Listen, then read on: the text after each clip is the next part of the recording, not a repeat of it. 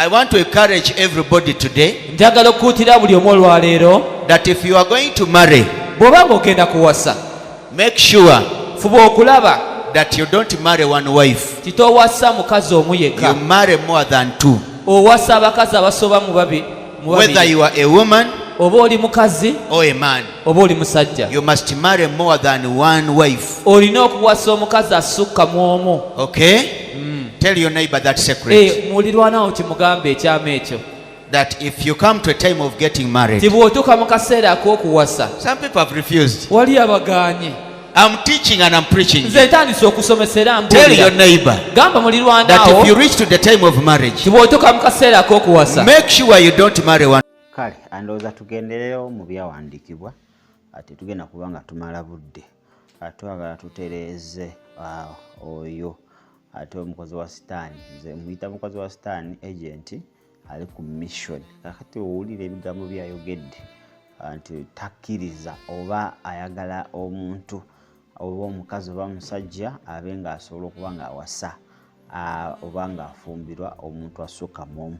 Tutandikire mu lubereberye, ndowooza gye tuba tusookera ate tujje nga twambuka. Ndowooza omukulu oyo muntagengere gwe bayita Ssenyonjo, twala abantu mu busibe, takyali va mu busibe, bamuyita Ssenyonjo, genda mu busibe. Kale lubereberye 2:18 tutandikira awo. Lubereberye 2:18 awo tuba tutandikira, agambye atya: And the Lord God said, It is not good that a man should be alone. I will make him a helper comparable to him. Okitegedde? Katonda n'alaba nga si kirungi omusajja okubeera yekka, n'agamba kamukolere omubeezi, si babeezi. Kuba Katonda yali asobola okukolera Adamu n'abakazi 10 oba 2, naye yagamba kamukolere omubeezi.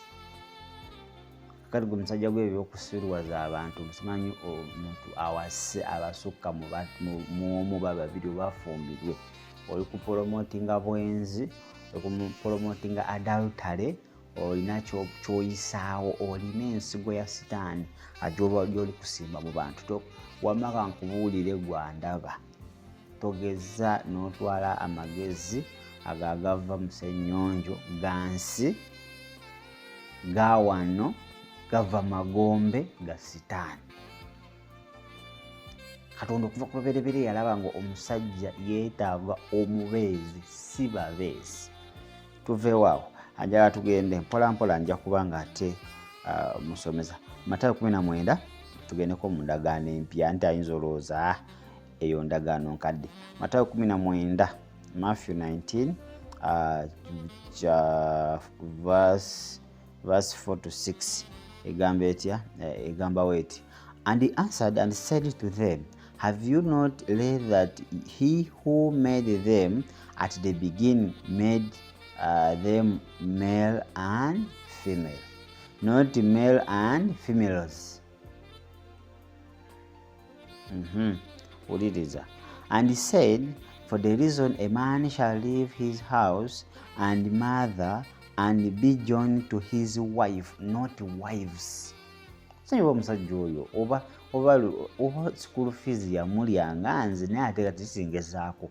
Oba omusajja gwe school fees yakusunguwa tukuzeeyo ku ssomero, naye ate gwe tokyasobola kuba ng'oddayo ku ssomero, oli ku mission, sitaani akutumye okuba ng'osiga obutwa obulimba mu mitwe gy'abaana ba Katonda, obalimbe obasirwaze obajje ku mulamwa. Tokkirizibwamu okuwasa mukazi asukka omu okusinza ku byawandiikibwa. Bayibuli egambye Matayo 19 okuva ku Olwokuna paka ku Lwokutaano. Olwokutaano agambye nti kyovudde omusajja n'alekanga kitaawe ne nnyina ne yegatta ne mukyala we, si bakyala be, ne bafuuka omubiri gumu. Singa Katonda yali ayagala tubeere n'abakyala yalitaddeko, si kyangu Katonda okwongerako awo ne kifuuka wives. Naye yagamba ani? Yagamba mukyala. Tugende 1 Corinthians chapter 7 verse 2 1 Corinthians 7:2 egamba etya, nevertheless because of sexual immorality let each man have his own wife, his own wife, not wives. Holiday. Let each man have his own wife, and let each woman have her own husband, not husbands. Is English the problem so that we can help you? Kiki obuzibu buliwa? Ate bano omusajja ono emission ya Stan gyaliko nene bana go Babylon mugudduke agenda kuba nga ate agubagwira. Katusebyo ndi 1 Timotheo.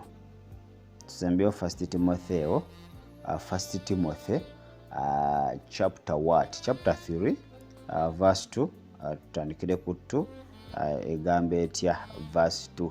A bishop then must be blameless and the husband of one wife. The husband of one wife. Kakati awe nalabidde ate ne sempa. Manyi sempa abadde mulungi ng'ate alwanyisa ebisiyaga. Naye ate nalabye nga ne sitaani awambye sempa. Kubanga sempa oba sempa n'omulala wali n'omulala nti Katonda yagamba bo bokka babishopu babaweereza be batalina kubeera n'abakazi babiri. Naye zino endiga zo ziteekeddwa okubeera ne bezaagala. Just bano bokka mukubanga Bayibuli egamba bishop. Ne sitaani banaye abadde abantu amagezi ennaku zino mayitirivu. One wife, temperate, sober-minded, of good behavior, hospitable, able to teach. Okitegeera qualities ez'okubeera omulabirizi. Not given to wine, not violent, nor greedy for money, but gentle, not quarrelsome, and not covetous. Very covetous. For no one who rules his own house well, having his children in submission with all relevance. Wakiwulidde atsembeyo 5. If a man does not know how to rule his own house, how will he take care of the church of God?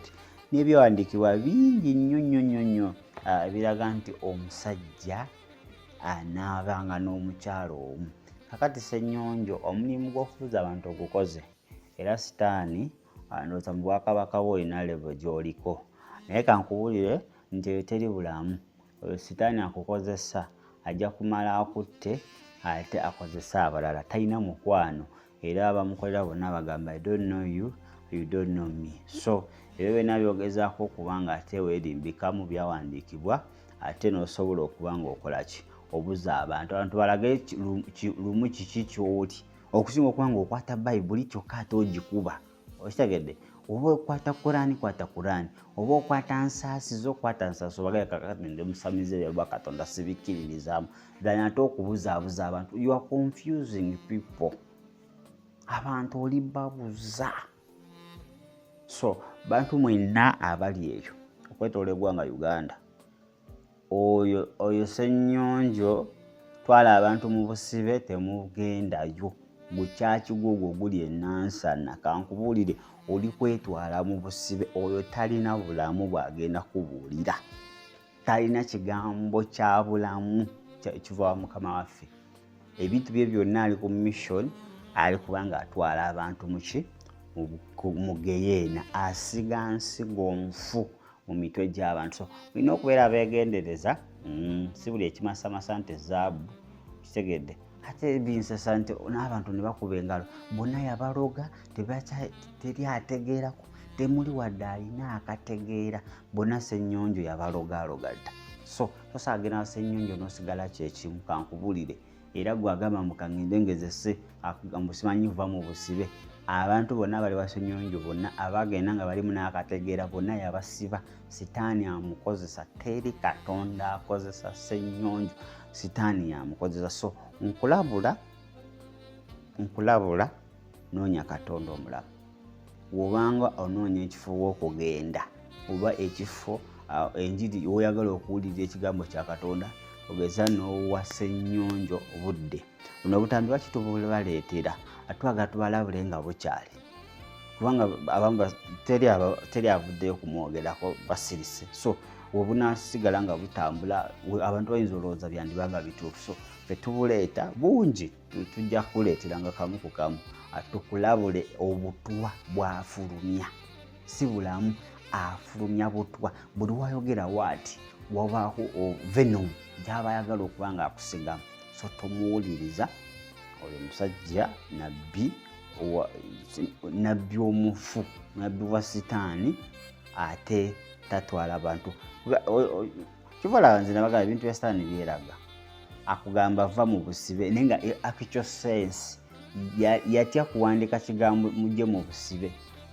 Kigambo kye kituufu mujje mu busibe naye yagezako kubanga ate abuzaabuza. Mukama akuyambe gwe wenna yagendayo noonye ekkanisa entuufu genda bakusabire ove mu ofune deliverance ove mu busibe bwa Ssenyonjo. Mukama akusumululire ddala obeere wa ddembe. Gwe wenna adalina enteekateeka y'okufuna omukazi ow'okubiri lwakuba wawulira ebigambo bya Ssenyonjo togeza oyo sitaani yamukulembera era yamukulembera okubanga ate abuza abaana ba Katonda. Anisa Hotel mu kibuga Jinja yitayo amakyago lwalero ofune ku byokulya n'ebyokunywa okusula birthday awo ina buli mukolo gwonna ayitayo ate ebintu bijja kubanga bitambula bulungi nnyo malirani sana. Mbwe bajja mero mbaddewo okubanga ate nkutusako programu eno nalo nga badde ku kamera 0752 34 emyenya 0752 34 ne 0761 0883. Sisikane mu katundu kaffe akokubiri ane programu zaffe ez'enjawulo mbagaliza olunaku olungi mubeere bulungi